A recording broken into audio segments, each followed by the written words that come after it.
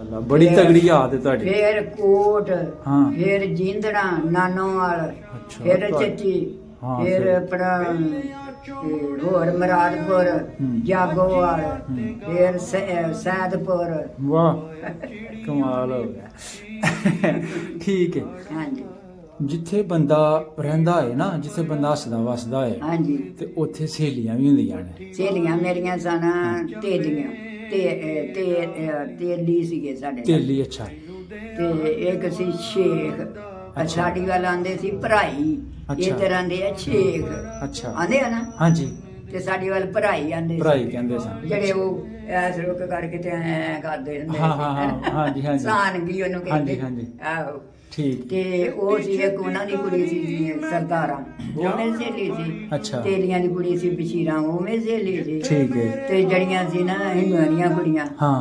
ਉਹ ਮੇਰੀਆਂ, ਉਹ 7 ਭੈਣਾਂ ਸੀ, ਉਹ ਵੀ ਮੇਰੀਆਂ ਸਹੇਲੀਆਂ, ਅੱਛਾ। ਸੁਨਿਆਰਿਆਂ ਦੀਆਂ ਕੁੜੀਆਂ। ਸੁਨਿਆਰੇ ਵੀ ਉਹਨਾਂ ਦਾ ਆਏ ਭਰਾ ਕੋਈ ਨਹੀਂ ਸੀ। ਸੀ। 7 ਭੈਣਾਂ ਸਨ। ਹਾਂਜੀ। ਤੇ ਇਹ ਪਾਰੋ ਹਾਂ। ਤੇ ਛੱਲੋ ਅੱਛਾ। ਤੇ ਅੱਕੋ ਹਾਂ। ਤੇ ਚਿੰਤੋ ਅੱਛਾ। ਤੇ ਵੀਰੋ ਵਾਹ। ਤੇ ਸਤਿਆ ਹਾਂ। ਤੇ ਸਵਰਨੀ। ਕਮਾਲ, ਪੂਰੇ 7 ਨਾਲ ਹੈ। ਤੇ ਉਹਨਾਂ ਦੀ ਮਾਂ ਦੇ ਨਾਲ ਸੀ ਜੀਓ, ਵਾਹ ਜੀ ਪਿਓ ਵਾਹ। ਉਹਨਾਂ ਦੇ ਨਾਂ ਸੀ ਜਾਗਰ ਸਿੰਘ, ਉਹਨਾਂ ਦਾ ਦਾਦਾ ਸੀ ਬਿਸ਼ਨ ਸਿੰਘ। ਬੱਲੇ ਜੀ ਬੱਲੇ, ਹੈਂ। ਕਮਾਲ। ਹੋਰ ਕੋਈ ਮੇਰੇ ਕੋਲ ਮੈਂ ਪੁੱਛਣਾ ਕਹਿੰਦਾ ਮੈਨੂੰ ਚੁੱਪ ਲਾਤੀ ਤੁਸਾਂ। ਮੈਂ ਤਾਂ ਗੱਲ ਕਰਨ ਜੋਗਾ ਨਹੀਂ ਰਿਹਾ। ਮਾਸ਼ਾਅੱਲਾ ਇੰਨੀ ਯਾਦ, ਹਾਂਜੀ। ਬੜੀ ਗੱਲ। 77 ਸਾਲ ਹੋ ਗਏ ਨੇ ਪਾਕਿਸਤਾਨ ਨੂੰ ਬਣਿਆ। ਇਹ ਕੋਈ ਕੱਲ ਦੀ ਗੱਲ ਨਹੀਂ, ਮੈਂ ਤੁਹਾਡੇ ਤੋਂ ਪੁੱਛ ਰਿਹਾ। ਅੱਜ ਤੂੰ 77 ਸਾਲ, ਪੌਣੀ ਸਦੀ ਬੀਤ ਗਈ। ਹਾਂਜੀ।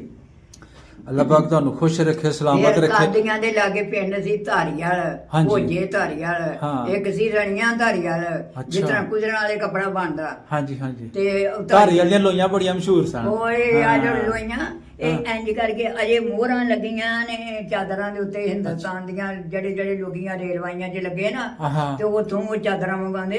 ਇਹ ਮੋਹਰਾਂ ਖੁਦ ਮੋਹਰਾਂ ਲੱਗੀਆਂ ਨੇ ਹਾਂ। ਧਾਰੀਵਾਲ ਦੀਆਂ, ਰਣੀਆਂ ਧਾਰੀਵਾਲ। ਅੱਛਾ। ਹਾਂਜੀ। ਠੀਕ। ਸੇਖਵਾਂ ਧਾਰੀਵਾਲ ਸੀ, ਉੱਥੇ ਸਾਡੀ ਮਾਸੀ ਸੀ।